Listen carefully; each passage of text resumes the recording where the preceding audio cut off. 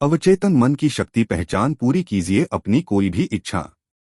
एक महिला हैं जिन्हें सांपों से बहुत डर लगता है, इतना डर कि अगर सांप टीवी पर भी देख लें तो चिल्लाने लगती हैं। अब इसे आप क्या कहेंगे? हमें पता है कि टीवी वाला सांप नकली है, लेकिन वो महिला फिर भी उससे डरती है।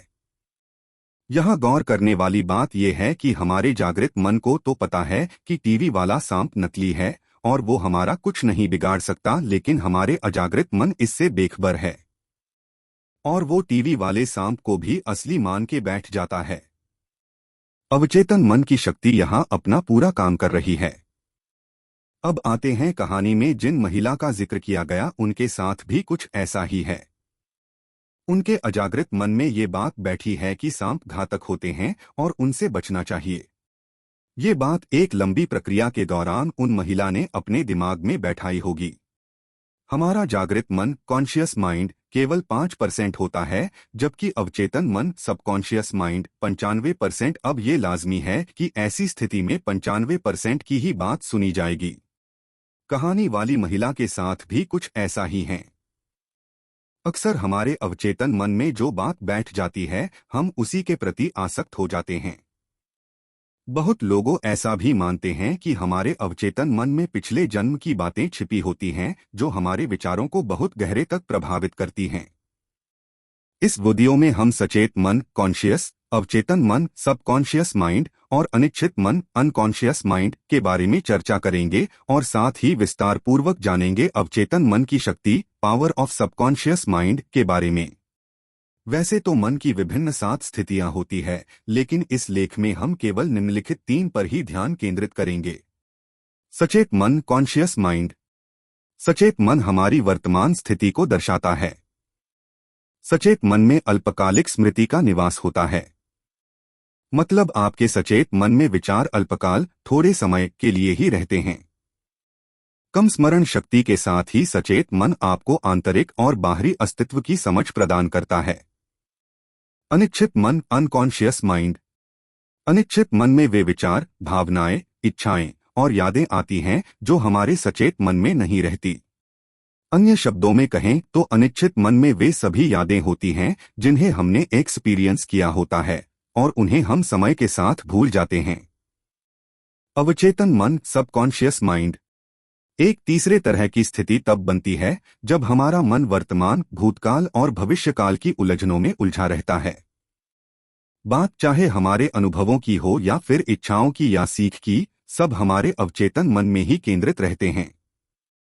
हमारे शरीर के सबसे महत्वपूर्ण कार्यों को संचालित करने में हमारे अवचेतन मन का बहुत बड़ा योगदान है।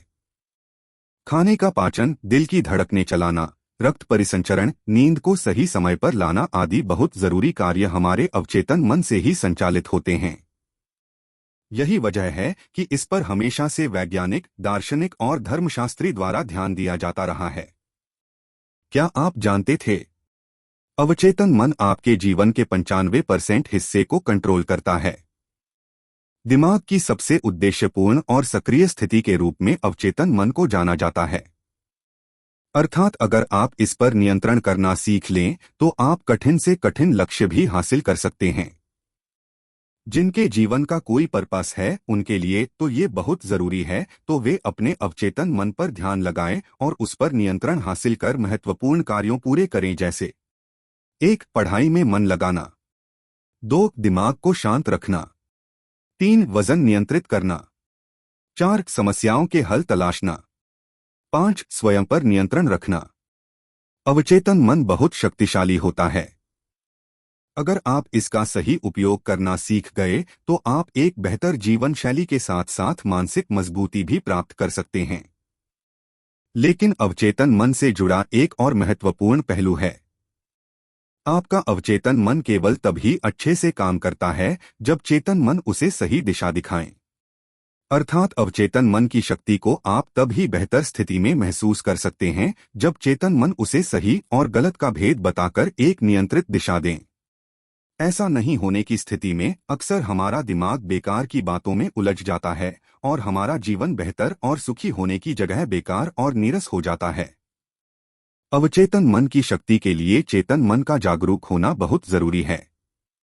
इसे एक उदाहरण के माध्यम से समझे। जैसे मान लीजिए गाड़ी का ड्राइवर अचेतन मन शराब पीकर गाड़ी चला रहा है और गाड़ी का मालिक आप स्वयं पीछे बैठकर सिर्फ देख रहा है और कुछ नहीं कर है। ऐसी स्थिति में शराब में धुत अवचेतन मन अपनी मनमानी करने लगेगा। संभावना इसकी भी बनती है कि वह गाड़ी का एक्सीडेंट कर दे। अब ये सब क्यों हुआ? इसका सीधा और सरल उत्तर यह है कि अवचेतन मन को आपने काबू में नहीं रखा और दिशा निर्देश नहीं दिए, जिस कारण ऐसा हुआ। तो अगर आप स्वयं जागरूक नहीं है तो मन मनमानी करेगा ही और गैरजरूरी एक्शन से आपको बेवजह परेशान करेगा। इसलिए जरूरी है कि आप स्वयं इस पर नजर बनाए रखें और समझने का प्रयास करें कि क्या गलत है और क्या सही।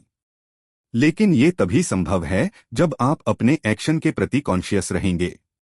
अवचेतन मन की शक्ति से सपने पूरे कैसे करें? एक ही विचार को बार बार दोहराने से वह अवचेतन मन में चला जाता है। जैसे ही वह अवचेतन मन में जाता है उसके उपरांत वह समय समय पर हमारे सामने आता रहता है।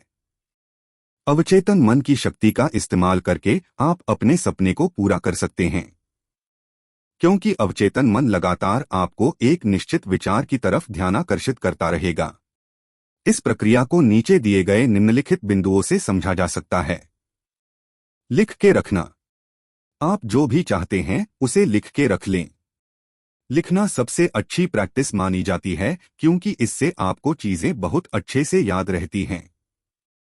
आप अपने घर में उस जगह पर अपने विचार या सपने को किसी कागज पर लिख के रख दीजिए जहां आपका ध्यान आसानी से जाता है। अब जैसे ही रोजाना आप उसे देखेंगे आप उसकी पूर्ति में लग जाएंगे। अगर आपको ये वीडियो पसंद आई हो तो अपने सभी दोस्तों को ये वीडियो शेयर जरूर करें और हमारे चैनल को सब्सक्राइब करना ना भूले।